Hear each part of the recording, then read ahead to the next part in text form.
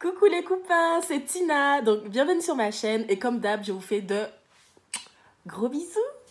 Donc aujourd'hui, on se rejoint pour un Milan Time pour essayer de se divertir, d'arrêter de penser au corona, corona, c'est bon, on a compris, il y a le corona. Donc on va essayer de passer outre. Donc petit pic de rappel quand même parce que je suis étudiante infirmière. Je sais tout ce qui se passe dans le médical, dans le paramédical. Donc, j'envoie ma force à tout le personnel médical. Les kinés, les chirurgiens, les médecins, les aides-soignantes, les infirmières. Merci d'être au front. Merci de vous occuper de cette crise, en fait, tout simplement. Parce qu'il faut savoir que malgré que le virus soit là, il ne faut pas oublier qu'il y a d'autres maladies. Il y a comme des gens qui font des AVC. Il y a comme des femmes qui accouchent. Il y a d'autres maladies autres que le corona. Et les personnes, et en fait, on doit gérer tout ça. On doit gérer les deux. Et c'est compliqué. Il y a déjà un gros manque de personnel dans le médical. Donc, ajouter ce petit truc, c'est compliqué. Donc, on envoie toute la force et le soutien pour vous. Donc voilà, on vous fait de gros bisous et on pense fort à vous et on vous remercie pour tout ce que vous faites pour nous.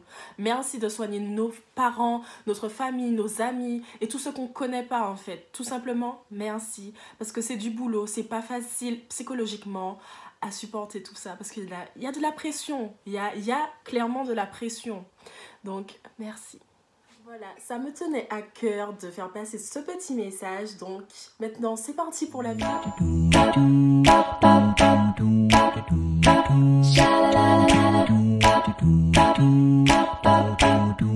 Voilà, et les gars, installez-vous, prenez votre temps, on va essayer de décompresser, de rire. Prenez vos pattes, hein, parce que c'est ce qu'on a, prenez vos pattes. Et je vais vous raconter mon expérience. Vous allez me dire à la fin si je suis une victime de la vie. Parce que ce que j'ai vécu, c'était trop pour moi. Franchement, c'est trop pour si peu. Je voulais juste me coiffer. On va parler d'une expérience chez une coiffeuse. Je voulais juste me coiffer. Bref. Donc du coup, les gars, j'habite en Belgique. Je vous l'avais déjà dit sur ma première vidéo. Tu as regardé, j'espère. Bref. Donc du coup, j'habite en Belgique et ça fait 1 an et demi que je n'ai toujours pas trouvé de coiffeuse. Donc on m'a dit, Églantine, il y a un quartier afro et tout, vas-y. Tu vas trouver une coiffeuse. De toute façon, dès que tu rentres, tu verras. J'ai dit, ok, pourquoi pas. Pour vous donner une petite idée, là où j'ai été, ça s'appelle Matangué. Donc c'est un quartier afro où tu vas trouver tout. Des mèches et des coiffeuses. Oui, j'ai compris. Pour vous donner une petite idée, je pense qu'en Île-de-France, à Paris, c'est l'équivalent de Château d'eau. Je ne sais pas si c'est comme ça qu'on appelle, mais c'est Château d'eau, je crois, oui. Donc du coup, voilà, j'ai été à Matangué. On y va. Je descends du métro. Ma sœur, tu veux une coiffure? Ma sœur, tu veux faire les ongles? Laissez-moi respirer, s'il vous plaît. J'étais en mode... Oui. Oui, j'avais une coiffure. Parce que moi, je ne savais pas. J'ai été toute seule, solo, perso. J'ai dit, on assume. J'ai fait ma prière. J'ai dit, Seigneur, faites que je tombe sur une bonne coiffeuse, s'il vous plaît. Parce que j'avais besoin de me coiffer, tout simplement. J'en avais marre. Donc, du coup, j'arrive dans un magasin où on vend des mèches, du gel, tout ça. Bref, je choisis mes mèches. Et en fait, on m'avait dit de demander dans les magasins où j'achète mes mèches, une coiffeuse. Donc, je voulais faire des passion twists. Des passion twists, ce sont des vanilles avec des mèches ondulées, tout simplement. Un truc simple comme bonjour, voilà. Même moi, on va dire que je sais le faire, mais bref. Donc, du coup, je choisis mes mèches. Donc, du coup, ça coûtait extrêmement cher. Un paquet, 6 euros, un truc comme ça. Il faut savoir que dans ma tête, je mets au moins 6 paquets parce que j'ai quand même pas mal de volume. Donc, je prends 6 paquets et je dis à la dame, oui, je voudrais ça. Je lui montre la photo, tout. Et elle me dit, ok, j'appelle une coiffeuse. C'est comme ça que ça se passe à Matangué. Donc, elle appelle une coiffeuse et il y en a une qui arrive. Elle arrive. Moi, dans ma tête, il y a la petite voix dans ma tête qui me dit, Églantine, pars. Je suis restée. Bien sûr, je suis restée. Bref, donc, malgré la petite voix me dit, pars, j'écoute ce que la dame me dit. Donc, je lui dis oui, je veux ça, non. Et genre, elle me dit, ok, ma chérie, achète tes mèches et je vais te dire le prix après. J'ai dit, ben non, dites-moi le prix maintenant. Comme ça, je sais si c'est ok ou pas? Elle me dit, mais non, ma chérie, achète tes mèches, on va parler après. Je dis, non, je ne vais pas acheter mes mèches. Dites-moi le prix. Enfin, c'est logique quand même. Enfin, je ne vais pas... Après, elle me demande 200 balles. Où est-ce que je vais sortir les 200 balles? Girl, non. Donc, elle se recule et elle me dit dans l'oreille, tout gentiment, 100 euros. Quoi? 100 euros? Meuf, je t'ai demandé des vanilles. Genre, j'étais en mode... Non, ce sera pas possible. Elle me dit, mais ma chérie, je veux bien faire ça pour toi.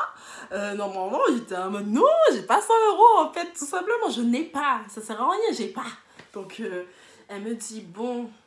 Et moi, j'ai besoin de me coiffer. Donc, c'est moi qui lui dis, bon, je peux descendre de 20-30 euros, mais voilà, quoi, je peux pas payer 100 euros. Donc, elle me dit, ok, ma chérie, on va parler de ça après. J'ai pas écouté la petite voix, donc je paye mes mèches. J'ai payé plus de... Allez... J'ai payé au moins 36 euros de mèche. J'étais comme ça, j'étais en mode, ok. Églantine. Je me suis dit, Tina, sors de là. Non, je suis restée. Donc, elle m'emmène dans son petit salon de coiffure, si on peut appeler ça salon de coiffure. C'était... Pourquoi je suis restée? C'était un cagibi avec des chaises et des miroirs, en fait, tout simplement. Comment ai-je pu accepter de me faire coiffer dans un endroit pareil? Bref. Je ne sais même pas quoi dire en fait face à la situation. Donc j'arrive, elle me dit, t'inquiète pas ma chérie, je vais faire ça propre pour toi et tout. Non, j'étais en mode... T'as intérêt en fait, parce que j'ai déjà payé 40 euros de mèche. Je sais pas combien tu vas me demander.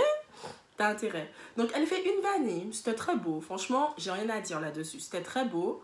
Elle me dit, tu vois, ma chérie, mais il n'y avait rien d'exceptionnel dans le sens où, forcément, le rendu était bon parce que les mèches étaient ondulées. Tu fais des vanilles dedans. Ça fait très naturel. C'est sweet. On va pas mentir, c'était beau.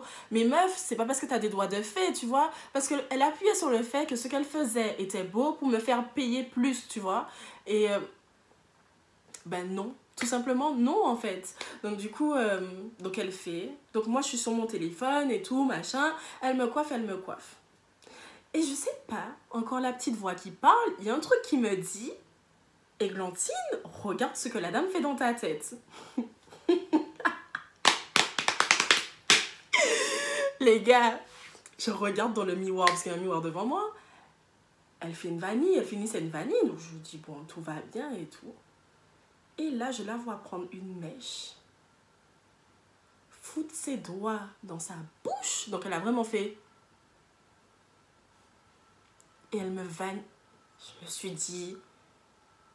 Non. Je me suis dit... Mais non. Elle s'est trompée. Genre, c'était une erreur. C'était... Frisson de panique. Je me suis dit non. Non, elle n'a pas fait ça. Je regarde. Deuxième mèche. Là, je me suis dit... What the fuck? La dame me coiffe avec sa salive. Non. C'est trop pour moi. Je me suis dit, mais... Et là, j'ai perdu. En fait, je ne savais pas quoi dire. En fait, je sais pas. Comment vous aurez... Comment t'allais réagir, en fait, si c'était toi, en fait? Comment t'allais réagir? Parce que moi, j'ai rien dit. Parce que je ne me voyais pas lui dire... Vous me coiffez avec votre salive, madame? Tu vois, j'étais en mode... What the fuck? J'étais énervée, j'étais triste, j'avais envie de pleurer. En même temps, j'étais vraiment... Je savais pas comment réagir face à la situation. En fait, toute ma tête, elle a mis sa salive. Et en fait, un moment aussi, elle a mangé. Elle grattait dans ses dents. Elle me recoiffait. Et je me suis dit, avec le recul, je me dis, mais comment j'ai fait pour rester, en fait? Parce que je suis pas ta pute. En fait, pourquoi tu me fais ça? Genre, t'es là, tu me coiffes avec ta nourriture dans les dents. Et t'as ça... Non. Donc, j'envoie un message à ma pote qui est rwandaise, que j'ai rencontrée en Belgique. Je lui dis, la dame, elle me coiffe avec sa salive et tout, machin. Elle me dit, tu sais, ça m'étonne pas, c'est normal. Et là, je me suis dit, ok, là, c'est trop, c'est trop, c'est trop, c'est trop. Je me suis dit non. Donc à un moment donné, j'essaye de me calmer. Il reste quand même tout devant ma tête à faire. Donc j'étais en mode bon. De toute façon, le mal est fait. Qu'est-ce que je peux faire? À un moment donné, la dame boit un soda. Je sais pas qu'est-ce que c'était, mais elle boit un soda. Elle est là, elle me coiffe. Elle est de ce côté-là pour bien vous montrer la scène. Elle boit un soda et tout. Et là, elle fait un gaz. C'est pas un souci, c'est pas grave. Mais en même temps, je suis cliente, je sais pas, respecte-moi, elle fait un gaz. Mais le truc m'a dit, Églantine, prends ta respiration. Donc je suis là en mode, on ne respire plus. Au bout d'un moment, mon cas tout fait, je m'étouffe. Donc je suis là en mode, l'odeur a été directement dans mon nez. Le truc, j'ai senti tout ce qui se passait dans son corps. Je sais pas ce qu'elle avait. Je pense que son corps était vraiment... Son estomac pourri de l'intérieur. J'ai cru que j'allais mourir. Le truc... T'es là, t'es en mode... Wow, qu'est-ce qui se passe? Moi, j'étais trop choquée. Je me suis dit, mais où est-ce que je suis? Je me suis dit, mais... Et le pire, c'est que j'étais énervée. Et à chaque fois qu'une femme montait dans le salon, elle disait, waouh, c'est trop beau ce que tu fais. Et puis elle était là en mode... Tu vois ma chérie? Et moi j'étais en mode ok. Vient le moment où il manque que ça à faire dans ma tête. Donc voilà. Et il manque des mèches. J'avais acheté 6 paquets. Je vous ai dit à 6 €. Il manque des mèches. Vous savez pas ce qu'elle m'a dit? Descends dans le magasin, va acheter des mèches. Donc moi, la moitié de ma tête n'est pas faite. Et je descends à Bruxelles. Like that, je sors de ton magasin, de ton salon de coiffure, je descends aller acheter des mèches, alors que la moitié de ma tête n'est pas faite. Oui, ma chérie, tu vas aller acheter des mèches. D'accord. Je suis une victime, tout simplement. D'accord. Donc j'ai été, les gens me regardaient, j'avais mes cheveux naturels qui étaient là, et puis le reste de... J'ai été... Bonjour, je peux avoir un paquet, s'il vous plaît? Et j'étais tellement énervée quand je suis partie. J'avais les larmes aux yeux. J'étais en mode... Ok. D'accord. Donc je suis revenue. Elle a fini ma tête. Et puis elle m'a fait... Tu vois, ma chérie? C'est tout beau, c'est ci, c'est ça. Je suis en mode... Ça va me faire combien, s'il vous plaît? 80 €, doudou.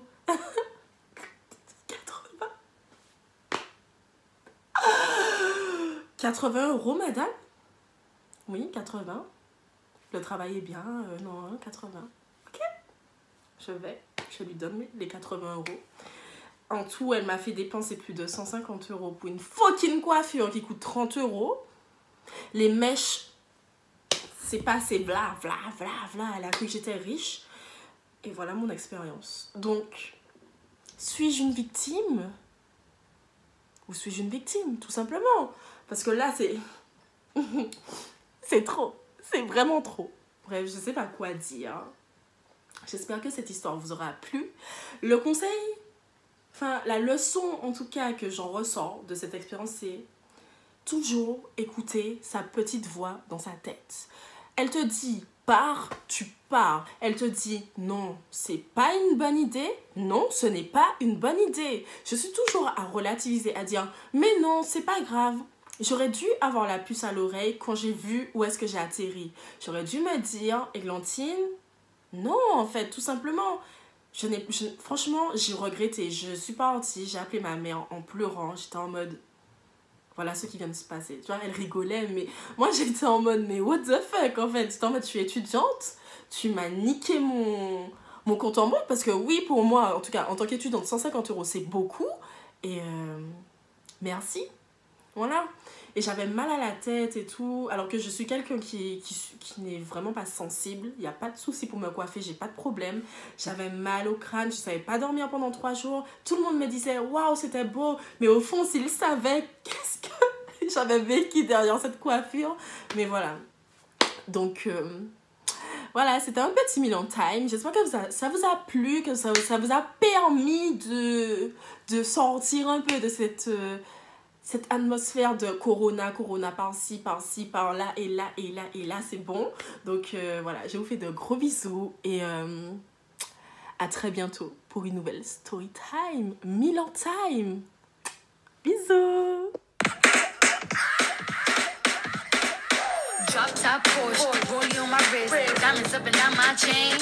Cardi B straight stunning, can't tell me nothing. Bossed up and I changed the game. It's my big bronze boogie, got all them girls. C'est trop haut. Mais non, mais attends, c'est crochu, Doudou. Comme ça. Vas-y. Eh mais ça fume depuis tout à l'heure. Ça... Ah. On va mettre dans le... Ça va être chouillot, hein. Oh. Oh. Girl. T'as vu, c'est mieux. Oh. Shit. Mais franchement, mais comme que j'ai fait là, mais c'est de la folie. Fais voir. Regarde-moi, wesh. Ah, mais ça...